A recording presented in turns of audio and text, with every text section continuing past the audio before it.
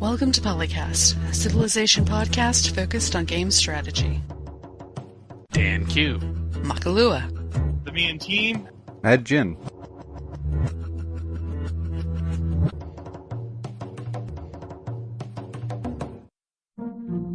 That was amazing timing. Wow. Well, it's nice to know even when I'm half asleep, I still have good timing. Yep, but you are on the intro, so you know. So we have to start from the beginning. Mackie's asleep. Mackie's asleep. Where's her coffee today? Mackie's not ready for her jelly on me because I have the coffee. Yeah, Mackie's going to do intro, then we have coffee break. What's this wing? I'll go make coffee. Me and my multiple personalities, of course. Duh. We all just go on a coffee break after the intro. Like, yeah. I do believe that's an indirect reference to Mackie being the only woman on the internet. Thank you! Wow. That. I thought your 2016 resolution was to stop that. Yeah. No, I that don't was believe actually you, Mackie. ours. You would never make that resolution. I would never make that resolution, and even if I did, most New Year's resolutions fail, so it would also be consistent. I win either way. He made it 9 days without saying it? Apparently, yes. Well, welcome back to PolyCast, episode 246. I am Makalua, who still needs more coffee. And with me, of course, is Dan. Now I've run out of fingers to keep counting the number of seasons we have. I'll count by year instead. Oh, wait. Yeah, I don't think that helps. Imagine. Morning, everybody. Where's my coffee? Yeah, that's what I'm saying. And, of course, the Me and Team.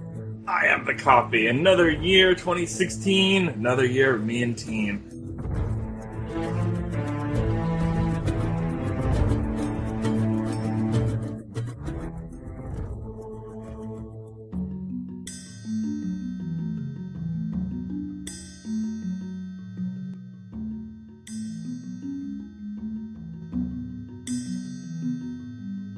In the news, Civilization Revolution 2 Plus delayed, partially, day before expected release. This was back in December. Supposed to launch on the PlayStation Vita on the 3rd of December across the world. That only happened in Asia. If you live in North America and Europe, you have to wait until the 26th of this month in a separate year. From the official Civilization Facebook page, quote, "We sincerely apologize for any inconveniences this may cause in light of the holiday season, but appreciate your patience as we continue to prepare the title for global release this coming year," unquote.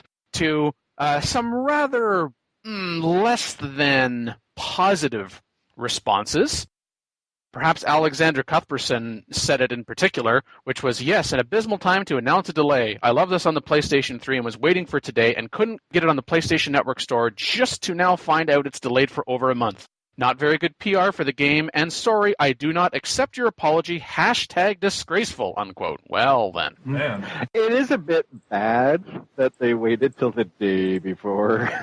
Yeah. Yeah, I agree with that. Like, They probably noticed earlier than that. Yeah, they probably could have thought of something earlier, but this seems interesting that it launched as scheduled for Asia, but not North America and Europe, which tells me it's actually more likely a Sony-related issue, because Sony runs different networks for each, for some of that. Because Sony does love launching stuff in Japan and Asia first, regardless. Yeah, because otherwise, what else could reasonably explain the delay? Oh, there must be a problem with the development. But then if that's the case, then you decide to give it to Asia, even though it has all of these issues. So I would like to think as well that it's more of a rollout issue than a development issue. Yeah, probably.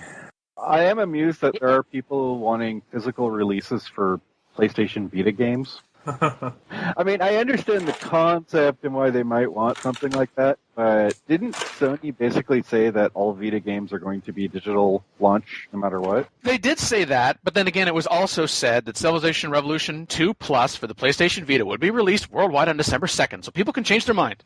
There, I covered that side of the argument, but yes, they did say that. So again, hashtag blame Sony. I think it also would have helped if, even if it was the day before, they actually said that. They don't have to go into a lot of detail, just it's rollout related.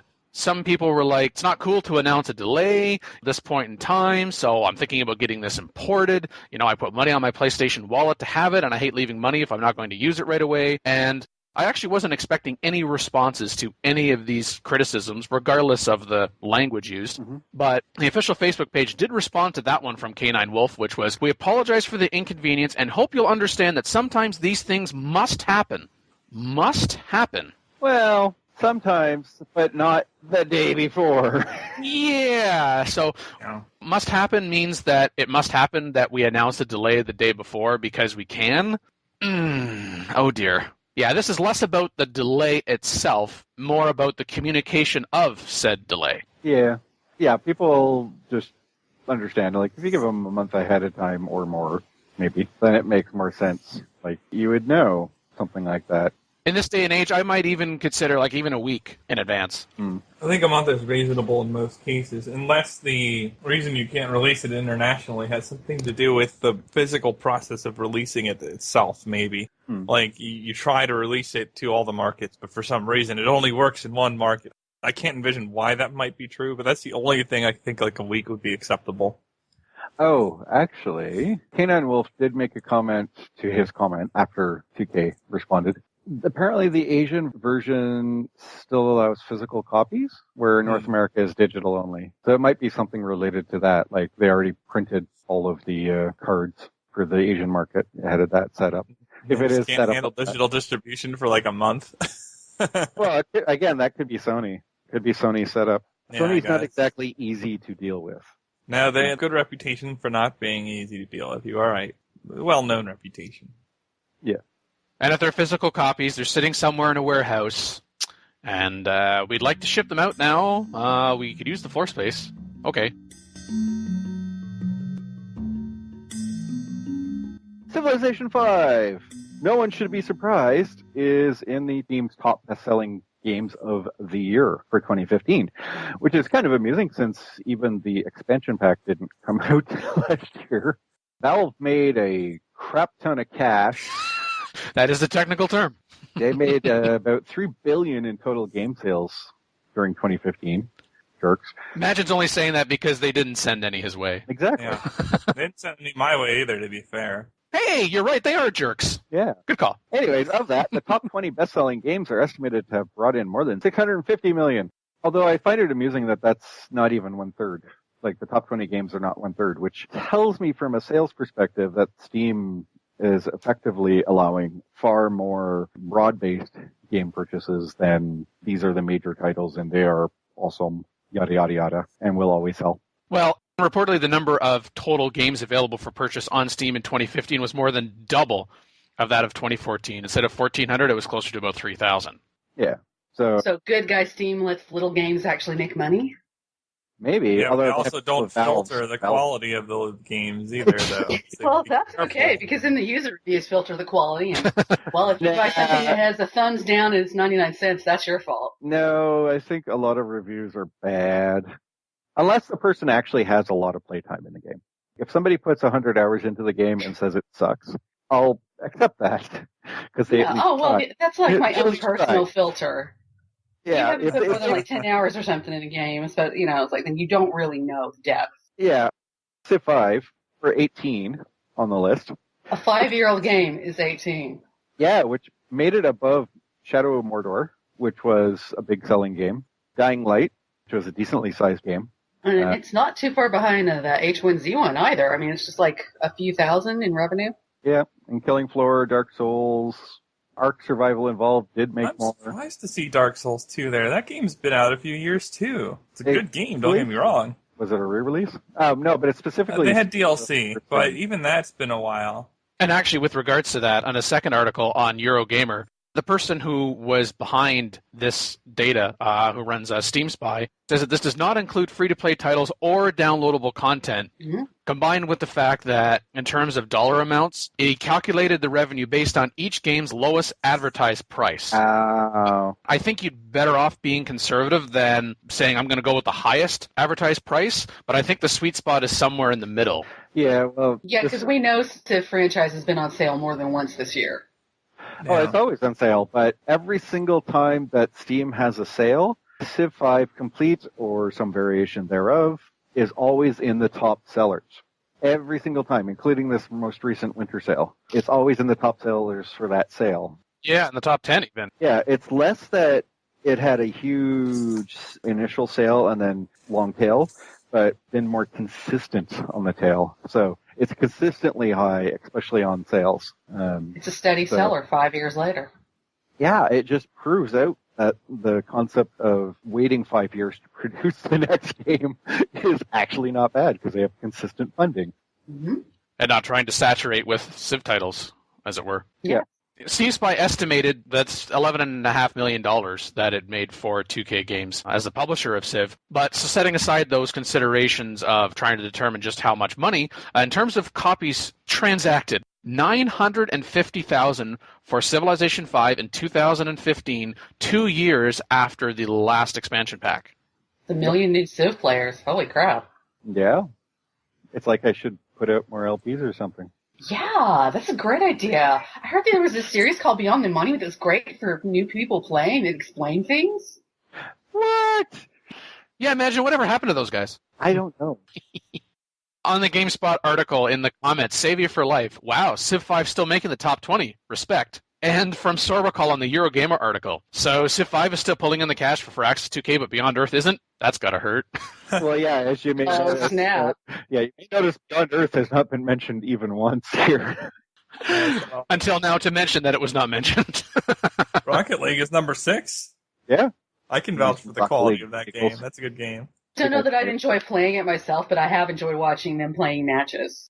From the Eurogamer article, which does a comparison, first off, of the top games released in 2015, which, of course, Civilization 5 doesn't appear on that list, understandably, talks about total sales, revenue, and the rankings. The top games by estimated revenue is listed as April to December of last year, excluding the entire first quarter. Weird. And I found that interesting that was shown in the image, but didn't come up in the Eurogame article or the GameSpot article, although the Eurogamer article I think is better. But still, it's kind of like, oh really? So we're being really conservative now for some reason, excluding the first quarter? Well, no one buys games in the first quarter, right? No one? Zero. So It doesn't happen. Zero sale. absolutely zero. That might be difficult. There's not some Firaxis title coming out in the first quarter people might want to buy or anything.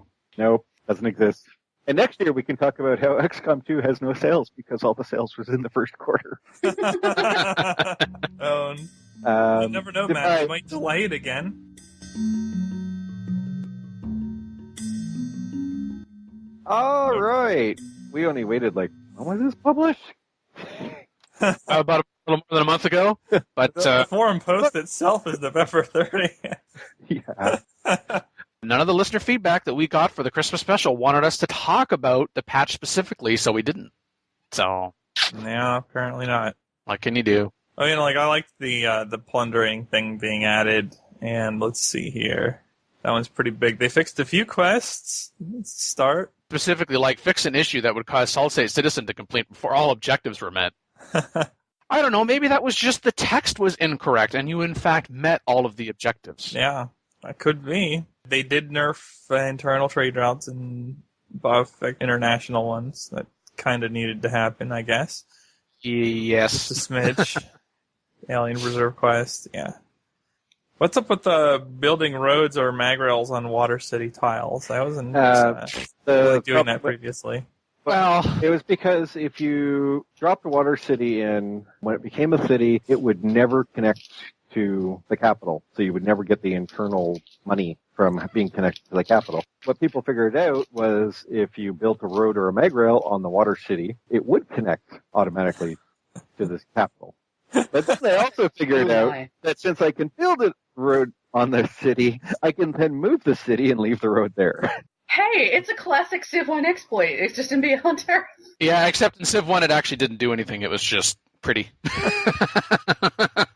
But yes, I also had flashbacks to the original Civ 2, Mackie, when I read that. Wait a minute, I didn't play during this time period. Are you saying that you could move over oceans using roads You couldn't. without it was embarking? just decorative, but what you did is you put a settler inside of a transport, and you would go across and wake up the settler and have them build the railroad, and then go to the next tile with them on the transport and do that across. Yeah, that was the pre-worker era. Yeah. Yeah, you had to have Right. settlers do that, man. There were no workers to download that to. It was rough going, man. It's rough going. Oh, yes. And subs are now correctly included in the bonus versus naval ranged unit perk. Maybe subs will no longer be the ultimate thing that you always spam. Although, honestly, out of everything from this patch, because a lot of people really wanted this, and I'm just thinking, I don't really see why this is a thing. A lot of people were pushing for the change in the Chungsu sponsor color, Yep. and they got that, and then almost instantly on the Steam Workshop, someone went, this is too close to Brazilian now in the green, so they changed it. Oh my. And I thought, this is what you call whack-a-mole. Just the colors were fine. Oh my gosh, just leave it to Chungsu Steam colors were community. not fine. They were not fine at all. They were something freaky. I was fine with them. The problem with the colors was they were really hard to read anything, and they interfered with the background. It was a usability problem. Oh yeah, that's legit. Yep. Pretty important to be able to play the game you're playing. It's not like an enormous patch, though. No. A cleanup patch, really. A little bit. But that's misleading, because it has some implications that the cleaning up was done, as opposed to just started. But yeah, you got to take things in chunks. If you try to clean up everything in one go, you're just going to quit, and there's never going to be a patch. So That's true. This is preferable to a Paradox patch, I agree. Where it's like 5 pages long, yet somehow inaccurate. Yeah, that's great.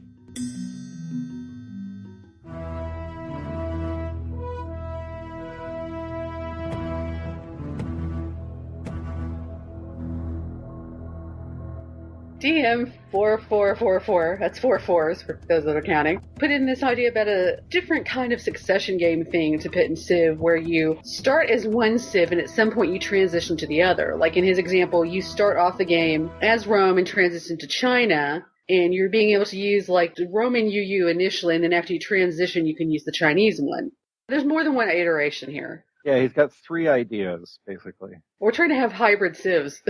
Yeah. Well, I think his core concept here is that historically, those who were there a long time ago no longer exist in that form. Yeah. Or at all. His overall goal seems to be more of, well, you started like this, but then stuff happened and you transitioned to that. And then playing Succession in the historical reality that just because you started as the Aztecs in 4000 doesn't mean you Or the all, Aztecs. Yeah, like one of the good examples is Iroquois into America. That kind of makes sense-ish. I mean, you could also do England into America, so I'm probably going to get hurt for saying that. England is in America. I don't know. I kind of look at this related to a topic that we discussed at some point last year, which was, there are certain civs that are really good at the start of the game, and then as the game goes on... That's the other great thing. Yeah, so I'm less about, let's forcibly say you are no longer this civ and are now this civ. Kind of looking more at the mechanics that he's talking about rather than what you could argue is a bit of window dressing in terms of, this is the name of your civ now, but you could certainly look at historically what would have been a unique building, unique improvement, unique ability of this particular civilization, and then have some kind of mechanic where, depending upon, I don't know, maybe your in-game actions as well, this is what you had, this was beneficial to you, and it was specifically designed for this era or this era or two. Now you've advanced to this particular point on the technology tree or web or whatever we have. I know, back to science is king. That's a whole separate thing. But now you choose something else to then guide you during this next portion of the game. And you would have options that would either be maybe skewed a little bit towards more conquest, yay, domination, or culture, or the space race, or diplomacy, something less about the label of the civilization and more about the mechanics, which I think in that respect works well to what we talked about again last year, whether we're talking about a succession game or not, or just Civ in general. And you can even make it more of a multiple choice option based on gameplay. So maybe you were at the beginning where Rome built up, and let's say there was no big neighbors near you. So you built out this larger empire, and you built it up pretty strong. So you transition from Rome into, say, Germany, and then you continue on from there. Or maybe there was a lot of bad people around, and you did pull out the iron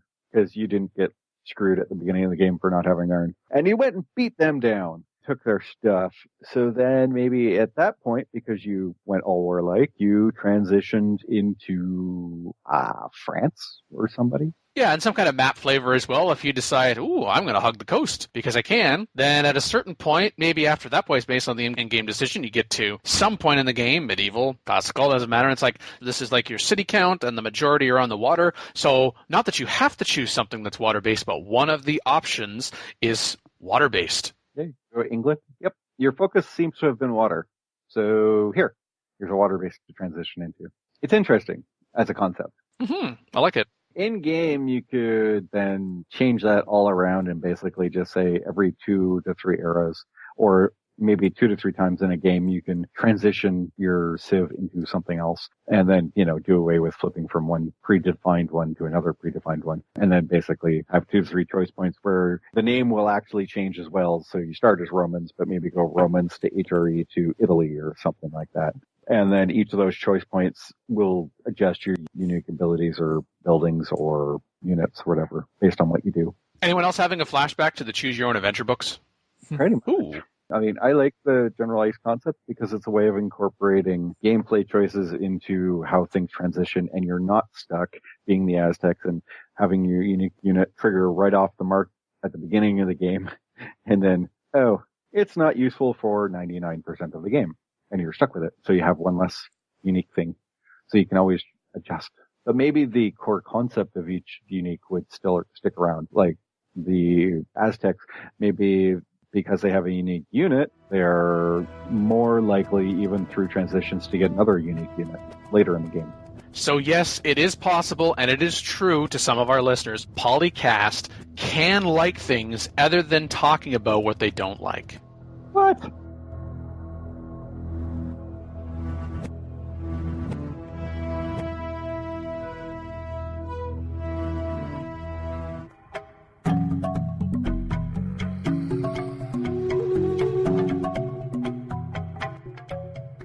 Recorded for episode 243 with Dan Q, Makalua, the main team, Majin, and Ruben. From the comments I've been reading, one in particular, or 2 in particular, that this survey is about how to more efficiently sell their broken, unfinished games with pretty graphics. That's not true, because I believe they think the games are finished. But I wonder about that. I'm a little too cynical to make that conclusion in some cases. Civ 5 maybe, but Bert still has plenty to development time. No, but there's no way Civ 5 unreleased. No way. Like, I would consider it a diss on the people who made the game to say that they thought the game was legitimately finished on release. Like, I don't think that would be fair to them. I don't think anybody believes, even back to Civ 4 was Civ 4 is finished pretty bad upon a release. Okay, let's make an assumption that all 3 showed up bug-free. I mean, it's a really horrible assumption. Unrealistic anyways, but let's just assume it was actually all bug-free and they all worked perfectly. Well, Civ 4 and Civ 5 and DE and every other Civ game has always had expansions in the plans, and even some of the other ones always had DLC or expansions or whatever. So it's never, quote-unquote, complete upon release. I get your point. But this is the first pass. Like, this is the base of the game that will be added to with extra content over the lifespan of the game, because Firaxis has always had at least a 5 to 6 year time span between games, and therefore they get the base out and then they expand on it as they go over those years, and then tech changes and people change and everything else, and they can start working on the next version of it and make it sufficiently different than that one.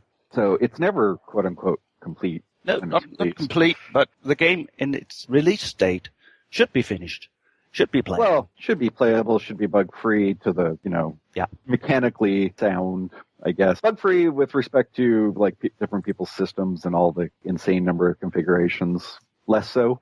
But at least mechanically sound within the environment of the game. There shouldn't be, if you try and complete this quest, it blows up.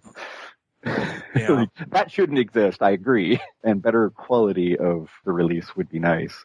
Yeah, you're never going to completely avoid bugs, but the stuff that happens for everybody, and it's something that you see routinely in gameplay, needs not to be there. Like, when you click to make a ranged attack, it should make a ranged attack, for example. And that kind of stuff is just painful. Or, like, the multiplayer. If you're going to advertise that that's a feature in the game, when somebody goes to play multiplayer with, 4 people and 8+ are supported in theory, it shouldn't be crashing out of syncing and blocking you from actually playing the game for more time than you can possibly play it. That's not working multiplayer, and advertising that it is vexing. That's not a finished title, then, if you release it in that state. It's not. It just sounds broken to me. I see the point that the game is not complete upon release, that they can expand, they can change things, mix things around. But if the developers do not believe that the game is finished in its current state, then it's a problem. Yeah, but they don't have a choice because they have deadlines set. And from a project management standpoint, it's not that easy to hit that deadline with consistency, especially when you're pressured into making over-optimistic estimations. Yeah. Well, okay. Just to be fair, that's not the only thing you can do. But how many publishers are going to let you? And I'm not just talking about Civ here. I'm going way past. Like, you want to talk about EA or any other... That's where I was going. How many games have we seen that aren't strategy games that got crippled because they were forced to push it out? It depends on the publisher, yes, but we have seen slightly more recently people using slightly better project management brainpower by pushing a game off instead of releasing it as a horrible, horrible state. Exact example, XCOM 2. It got pushed out. Although we will have to see upon release if that helps. If that helps. I mean, even if it quote unquote doesn't or it falls short, then it can be how much worse was it? Yeah, when they decided to delay it. So I think often the reaction is those rare times when you get that announcement. It's like, I know we were going to release Descend, but we're actually delaying it. The reaction is like, man, it mustn't just be bad. It must be like mega bad. Yes. Big time bad for them to do that and to do so publicly after committing publicly to a date. Yeah, that's a shame that that's the perception, but that tends to be how it is because of how things have been released. Yeah, the problem is publisher sets the date and the timeline. Usually marketing chooses, say, let's do a Christmas release, therefore we're releasing it here. Developer goes and does all their work and finds out it's not quite ready enough, so it's a question of who's got more power. The developer for not wanting to put out a really, really crappy product, because to be fair, no one ever wants to do that. Or the publisher says, I need something listed here because we have to tell our investors that we released this game on time.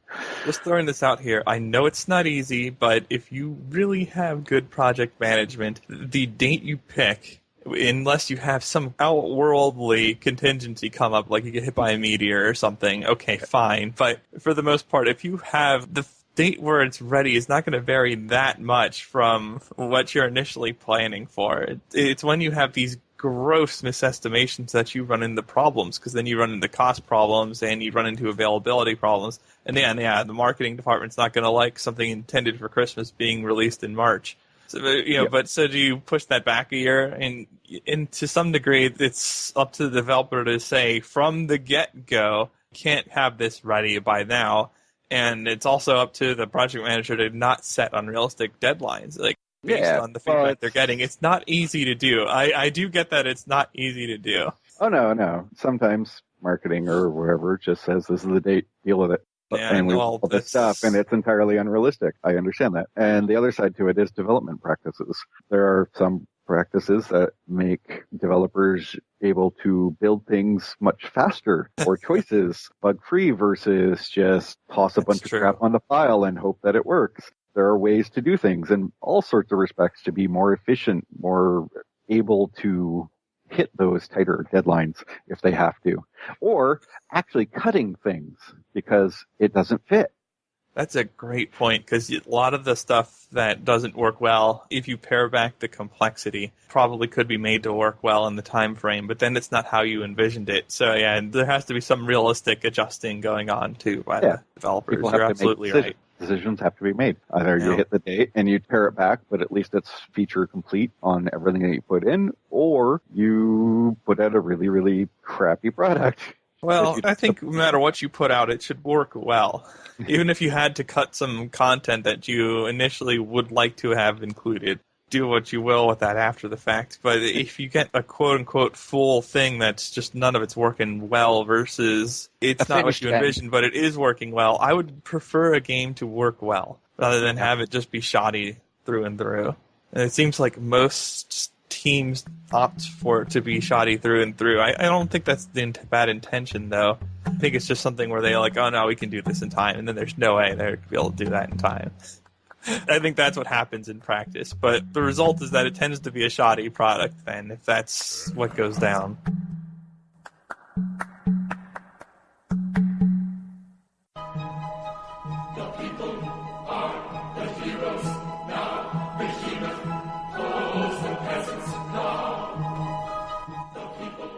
Some listener feedback from the Christmas special. Feedback from Defiant Mars, couple questions from the Captain Kolos leads the longest response of the recording, preferring Civ 4 or over Civ 5.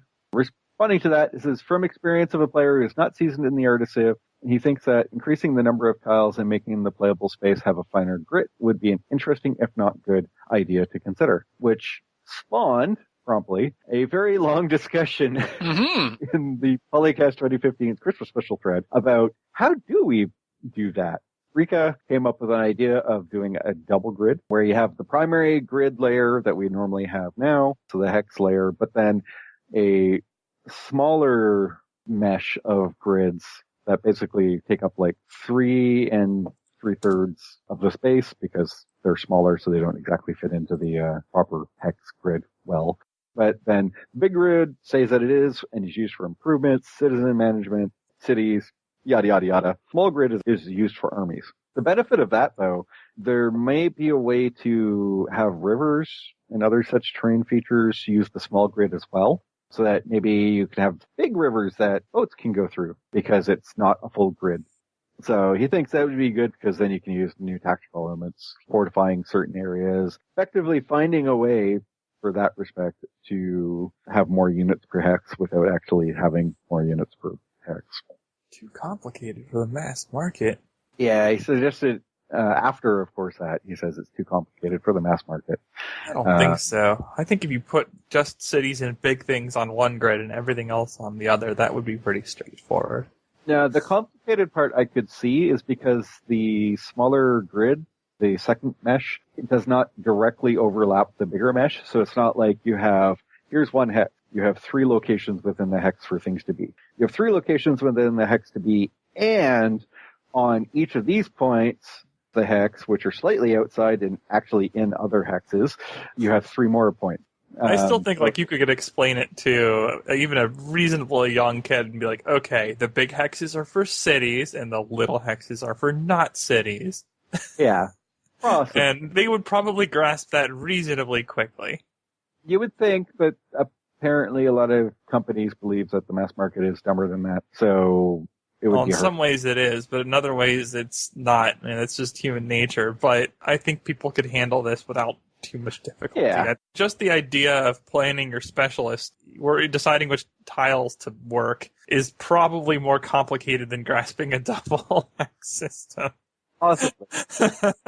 It would depend on the UI. UI is set up that, say, you can make one more the focus than the other, and you don't have directly both showing at the same time. Well, then, of course, that would look like a mess if you just showed both of those constantly, all the time on the screen. Layers are your friend. Mm-hmm. But I would assume if somebody couldn't get the concept or grasp that concept, then they're playing the wrong game, and they should go play a different game. Yeah, Civilization has taught us anything, and we heard just last year from Firaxicon, although it had been talked about before, that there were originally going to be hexes in Civ, but it's, oh no, that's too board gamey, too war gamey, mass market's not going to be able to handle it, and I think at a certain point in time, if you say the mass market's not going to be able to handle it, then the mass market is never challenged. Yeah. You expect to be no challenge, so therefore you're not ready for it. So yes, as long as the user interface is complementary to the mechanics, so it's accessible, it's then relatable, then they can learn. And if you don't want to learn, or whatever reason you can't learn at that point in time, then to Magin's point as well, then this may not be the game for you right now. Yeah, unfortunately, a lot of game companies are shifting to if the casual market can't understand it, we have to change the game so that the casual market can understand it so that they'll buy it, versus we're going to make an awesome game so that even if you are casual, you're going to be willing to put the time in to learn. I would prefer more of the just build an awesome game and they will come, or not, at which point you didn't make an awesome game. Anyways, moving on. Apparently, I threw some ideas in there to break the hex down into microhexes. Rather than doing double weave, you would actually take a single hex and break it in 3, basically, or even do a split into 2, but allow you to rotate where the 2 split would be. So whether it be left, right, or top, bottom, or whatever, based on the actual map. Because if you do that, then you can definitely more terrain features. Hillies could go into neighboring hexes to not be an entire hex of hills for nicer transitions. Again, major rivers could take up half a hex and then take half a hex from either side and let boats wander through the middle. You could build walls along the hexes, but only in half the hex, and then have that run up a line. And then on the other side of the hex, you can either put a fort or farmland or whatever you want. But at that point, improvements and other stuff would also be broken down that way. So that's a different way of doing it. But then that also moved into talk about overhauling civilian unit system. Marika is actually sort of going back in time in his opinion, which is kind of interesting. He doesn't believe that workers add much to the game other than micromanagement. They could be replaced completely and become part of the city production system. Not part of the production queue, but as a secondary system with maybe options to partly scale production for the two depending on depth and customization. So it also means that the AI might not have to move workers around and automate and other stuff like that. It could just say, I want that hex improved. Definitely strengthen the AI, because worker movement optimization has never been the AI's strong suit. Like, I don't put a lot of effort into it, and I'm orders of magnitude better than the AI at it. So yeah, it would make the AI play better for sure. And that part immediately made me think of Civilization Revolution and the construction of roads, to take that idea and have it be more versatile and, more complicated, but more useful. I'm not sure it would be more complicated per se, because when you have a worker system, you can create improvements on any given city faster by concentrating your workers there. But what you don't have any longer, if you build it into the city, is not only that, but you don't have to decide what is getting improved when and plan out movements ahead of time or anything along those lines. You are just picking what each city is working on and improving and where. And so you don't have any of that movement planning micro aspect, which in reasonable levels of play is a pretty daunting thing. To me, so long as I would have the ability to override that and still do that if I wanted to, but to have it as default, a bit more managed for the people who don't want that and would otherwise be penalized by not learning that degree of micro. Well, I would suggest that if you got rid of workers, then the city itself would probably be serialized on the improvements. You probably wouldn't be able to click a bunch of things and say improve it all, because that would be not an improvement on the game and actually just introduce micro on telling it to do stuff that should just automatically do at that point anyways. Couldn't you queue up what you want it to improve in order and change that and stuff? Exactly. I think that would be a way to go. That would be the way to go, but that would slow down the improvement system. Because what you would be looking at is, when do I want this improved? And that's fine. But with workers, you could mass spam it and go, well, I want all the luxuries improved right now because I sent multiple workers to go improve them all. And therefore, now I have all the luxuries, which gives me global benefits, versus I have to choose which luxury to improve, and I'm only going to get it over time. On a per-city basis, anyway. Yeah, but exactly. I think a non-worker system does have several merits. Oh, yeah. I mean, you do lose something for it, too. And I'm not just talking about the cheesy, oh, you took my worker, oh, I took it back, either. Well, but there's the, hey, Barbs came and pillaged everything. Oh, I might need to bring a worker over to go there, but oops, there's still Barbs in the areas. I probably should have to defend that. Therefore, I have to spend units, which will still be in the game even if you remove workers, to defend the area, the worker. Yeah, you can still have Barbs pillaging, and that could still screw you over. But you could, instead of going, hey, look, I've lost all my workers, now I have to go build more, you would just go, it got pillaged, rebuild. Yeah, but in contrast with the current setup, being pillaged could be more punitive because you have a fixed rate at which you can improve. Or maybe it isn't fixed, but you can't concentrate workers onto your pillaged area to repair that quickly. So depending on how fast the developers set their repairs to be, getting pillaged, especially on hexes you care about, would be devastating. So you'd really, really want to defend that. Possible.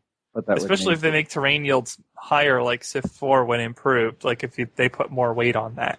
Because like in Civ 4, an improved tile could be 6 food rather than 3 food, and getting that pillaged and then having a model like we're talking about would just suck so much.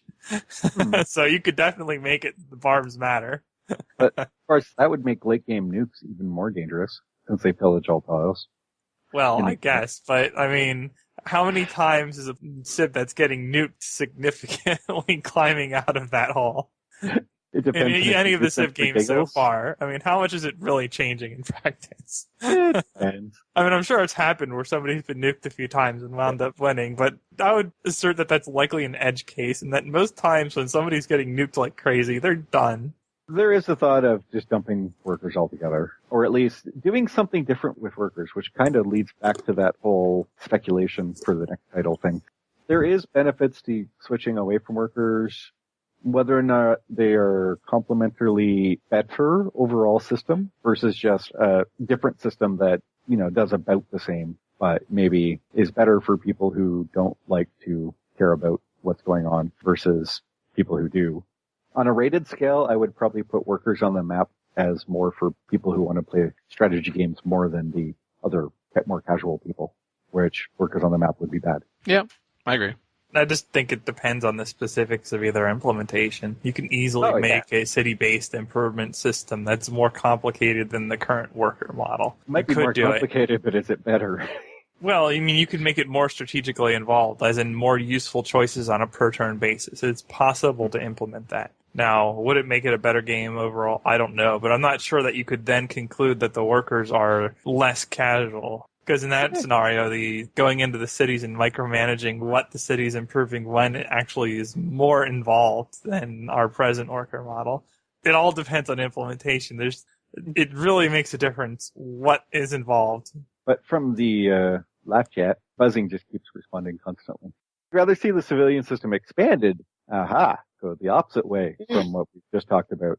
With diplomats, spies, workers, maybe even the population of the city if large tiles were subdivided or whatever, so that they needed to be protected and could be moved. The only thing in there that would be weird is the population of cities, but moving around anyways. But on that respect, if you're talking about making a 10 million person city not take up the same amount of space as that village over there with like 3 people and an outhouse on the map, that would be better.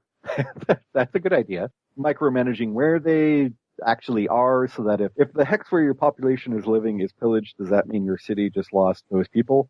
That could be strategic. That could be very annoying, but that could be strategic. And that would actually provide city sieges with actually far more interest. But then if you're going to do that, I would actually must have walls and stuff like that on the map, not just around some concept of I built a wall in my city. No, it would actually have to be different level of abstraction than previous titles if you go that far. I would expect the buzzing might also include trade units with that as well. Being on the map, going back to when we had caravans. Trade units make more sense than the population itself, so yes. If you're going to scale it to that, then definitely you would have trade units as well. But they are, even in Civ 5. You can pillage them. Yeah. I'd almost expect some people to talk about the opposite way of somewhere in between, like, okay, having workers or expanded workers or no workers. And I've mentioned this before, where there was a time when your settler unit did what the workers do now, so that you end up with one all-encompassing unit rather than having to manage multiple types. You built a civilian. Which you could just call them a civilian, would have the ability at times. I don't want to go back to Civilization 1, which let's settle a city here, then the immediate square then right beside it, and then have this wall of cities. I mean, you'd have you can only have so many so far apart, but still have that just be abstracted into one unit. Which is one thing I'd like to avoid, though, and that's 2 to 5 minute turns when playing co-op multiplayer or PvP for that matter. That would just be miserable. Well, Phil would like a return to an actual useful turn timer, and so would I. Yes. Yes, the current turn timer is somewhat a joke. Barathor came up with a completely different idea, which was basically make more hexes, make the map huge, basically multiply it. But then he said, well, you should probably have to go 64-bit to do it, which to me in this day and age just makes sense. Yeah.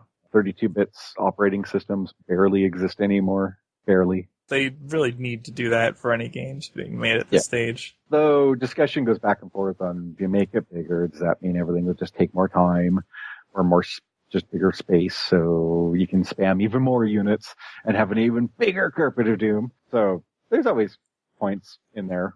That one consideration, if you have a ton of hexes and you have 1 unit per hex, you are then having to issue 30, 40, 50 orders per turn just to move your units. That could be a bit of a problem.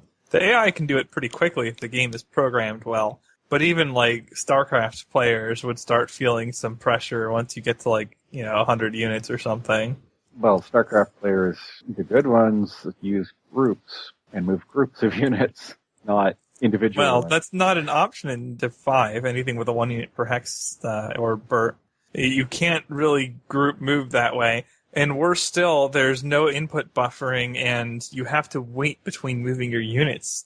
I can outorder the game's ability to handle me moving units, which is pretty bad because there are people with like triple my APM. So yeah, it would get really vexing to try to move 100 units and have in mind what you want to do to move the units and actually have to wait for the game that much per turn to be able to physically move your units. That would be a real problem if that comes to pass. So I'm not sure if you have tons and tons and tons of hexes, you might need to do something with the unit scaling to limit the number of units on the board or allow stacking, one or the other, because otherwise it just becomes too much to manage on a per turn basis. Or maybe you can set up a group of units in formation. And then you just move the formation forward, and it only moves based on the terrain. Are you going to have no impassable terrain then? It sounds to me like that could be problematic. Yeah, but then it's not you going individual, blah, blah, blah. Okay, well, this guy has to stop here. That means that guy has to stop here. That guy has to stop here. You would just say, hey, you guys go that way. Stay in formation. So if you have archers behind your warriors, and there is impassable terrain so that the warriors can't be there, you would just have the warriors line up in the middle, and the archers would be the last ones to fill in the gap. Oh man, the pathing on that though, I don't trust pathing on that. I think you would be better off with just click box dragging things. Well, I would still auto path them all, because then it has to decide which one of that click box goes first, and then move everything after that. So you're still auto pathing. And then you have variable movement cost terrain, so like everything would be moving one hex all the time and stopping, so you stay in formation.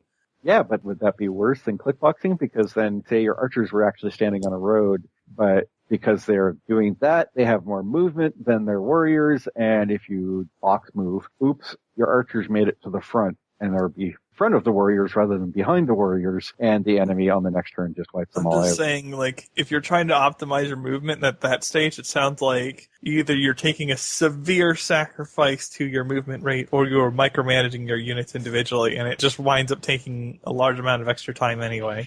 Well, yeah, but then you have to think about it. If an army moves, and it has warriors, archers, and horsemen, do you think that army sent its horsemen far, far, far ahead of it, or did they force them to stay in formation? In reality.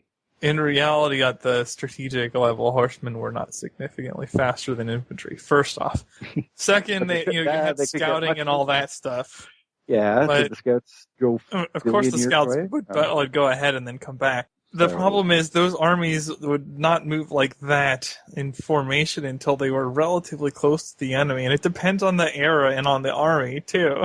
Well, they would move in formation. Even traveling, they would form a line, and that would be a formation. Yeah, that line formed would look pretty different from how they would engage, given the option to prepare before engaging, though. That's a change in formation, but they didn't have one unit disappear on them going, you guys are too slow. Catch up. I don't believe for a second that this wouldn't take a severe amount of extra micromanagement input, though. The transition between battle formations and that automatically, I don't believe it.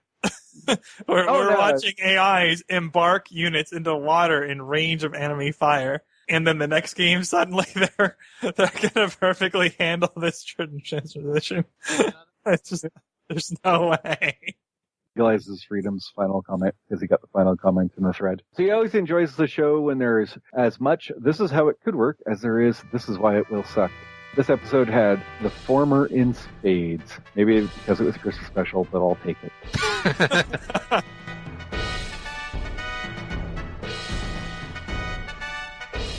The very brief highlights of the PolyCast and Turncast 2015 listener feedback survey results. PolyCast, the episode recording preference comes out to bi-weekly, every other week, as opposed to weekly. You might say at this point, well, that's kind of a self-fulfilling prophecy because that's what people are used to. But every year, the every other week gets slightly greater favor because, there is too much of a good thing, and obviously that's PolyCast in spades. In terms of passion, showing excitement about what is being said, the median response was a 9 out of 10, superb, and our dialogue is excellent, connecting with the show's audience. For balance coverage, Civilization Beyond Earth Rising Tide and then Civilization 5 is ahead of the second place, Civilization 5, then Civ in general, then Civbert, but even the winning choice out of the combinations was, quote-unquote, only 33%, so no clear winner there in terms of... Wait, for clarity, Civ 5, Civ in general, Civ Beyond Earth, and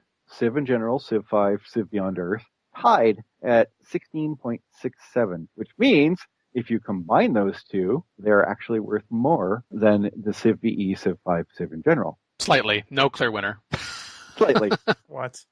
Fun with statistics. But in terms of promotion avenue, there were clear winners there. Fan communities, followed by YouTube and Twitter. And that's 3 years we've asked that question. And 3 years, that exact same order. The percentage changed slightly, but always relatively proportional, always that particular ranking. Probably the most interesting and most controversial, air quote if anything of this is controversial, guests for return appearance. For a second year in a row, congratulations to Scott, Alphashard Dirk, our most frequent guest co-host. In second place this year was Canis Albinus. It was really close, though.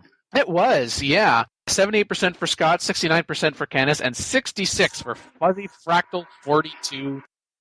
Is it worth noting, I'm going to note it anyway, that a third of the respondents chose nobody. So a third of those who took the survey didn't want any more guests to return next year, which is up from 25% from the year before. Harsh. True. I don't think that's a fair conclusion to make when people don't pick anybody. I want to point out that of the top 15, there was only one or two people who are either not on Turncast or in Polycraft. There's only like one or two people who are in there that were not part of those two groups. This is true. So I think most of the ones who scored badly on the list didn't talk very much when they were on the show, so that's of an impression. Clearly, those people who were at the top of the list actually participated sufficiently in their episodes. And they also tended to be those that have appeared more than once on the show. Yeah. Which helps, because then you're more comfortable. They've got, yeah, you're more familiar with us and know just to butt in. And favorite regular co-host, for the first time, it is Mackie. Yay! 42% of the vote, followed by me at 29%. I will note that this is the third time in 5 years I have been second.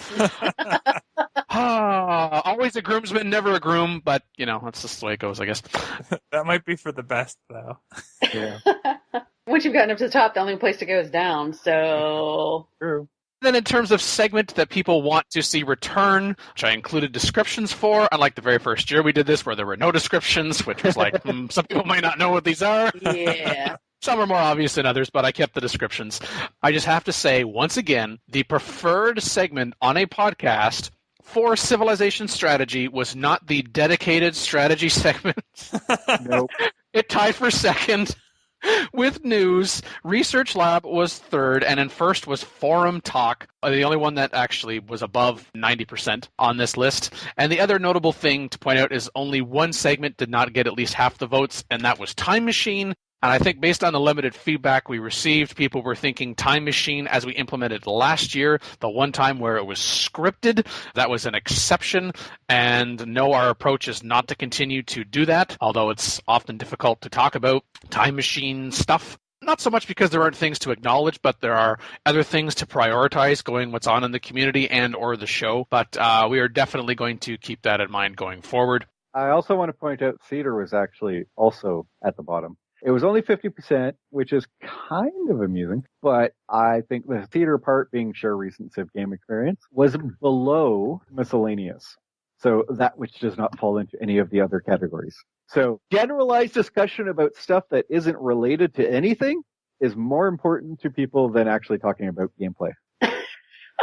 I also kind of interpreted that as the dedicated theater segment is something we kind of do in passing anyway in a lot of other segments, so maybe people don't feel like we need a specific segment for that because that's forced. Yeah. Just rather come up in the course of other conversation. But yeah, I think there's a combination of reasoning there. And on the next episode of PolyCast, we'll talk about some of the specific comments we received, other than the one comment that wanted us to release topics lists before an episode was being published. We have already implemented that. I did that for episode 246, a news thread on Civilization Fanatic Center. So you can't say that we take all suggestions and throw them out, because it's not true. Well, you can say it. It's just you'd be incorrect. And then as for the Turncast one, we will do similarly. Not that there was as many responses. All we're going to mention specifically for this episode are essentially the popularity contest, air quotes, players for return appearance, and the favorite regular player. I'm going to start with favorite regular player because it was actually me again for the second time in 4 years, followed by Mackie. Second, in terms of players for return appearance, it was a tie for first somehow. Both Canis and Phil, resident Phil here, both had 90%, followed by a tie for second, as well at 80% with Mike W. and Nuri Threllick. And then at 70%, a six-way tie. Wow. What? Between Eeg, Fuzzy Fractal 42, Grimvek, Exius, Warning U2, and Decole. And I think we get a lot of these ties because we only had 12 responses. So if hopefully we have more responses next year, we won't have quite so much overlap.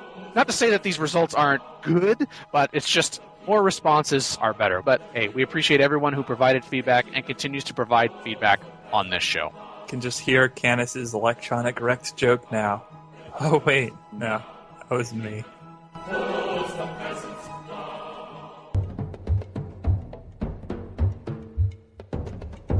Support the ongoing PolyCast Patreon campaign. Collective achievements. Personal incentives. Month-to-month commitment.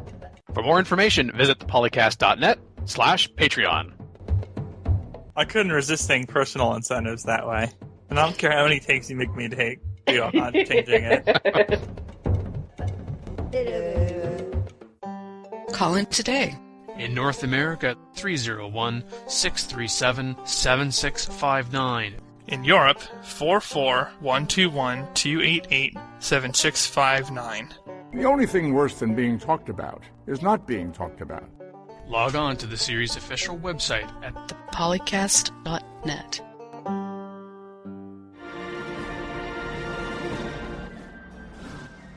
Thank you, everyone, for listening to the 246th episode of PolyCast. It's such a large number, I almost didn't say it correctly. I've been joined by Makalua.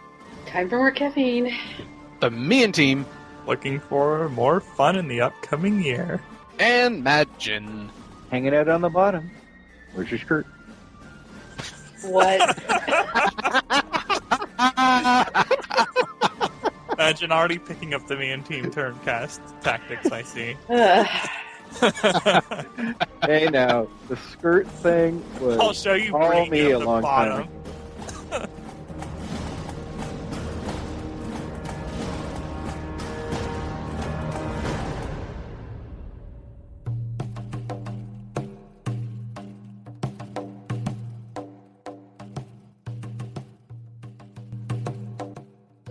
I love monologuing here while waiting for my fellow regular co-host to return. It's almost like a Polton Civilization side radio, only with a little more aesthetic. Hashtag retro. Okay. Recording started. Hello. Hello! What's up? Uh-oh. Hello? Hello? Hang on here. I can't hear you, Mad. Oh, what have I done? Let me see. Oh, there's what I've done. What'd you do? Hello? Just a sec. Still can't hear you. La la la la la, not on my side. Are you sure?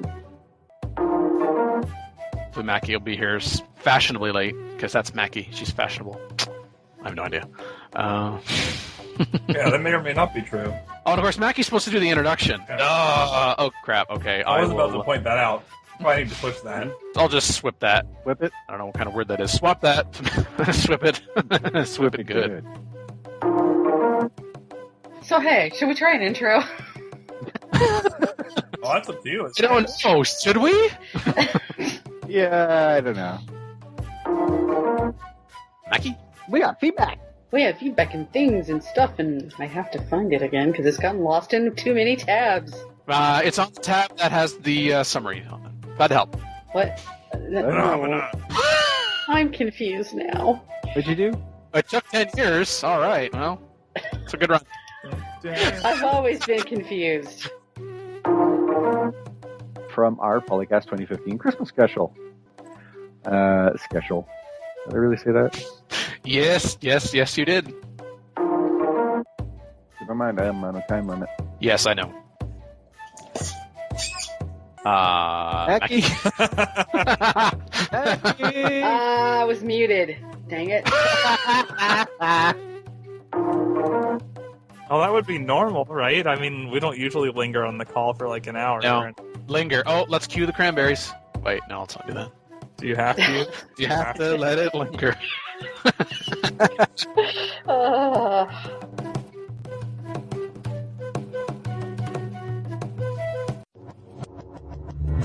Record dates of January 9th, 2016. Oh, in your signature PolyCast. Why are we still babbling on and on about Civ anyway? LOL face. Well, sometimes I have to wonder how we managed to do this for this long. Civilization 4, 5, and Beyond Earth sound clips copyright Take-Two Interactive. Copyright Civilized Communication at civcom.net.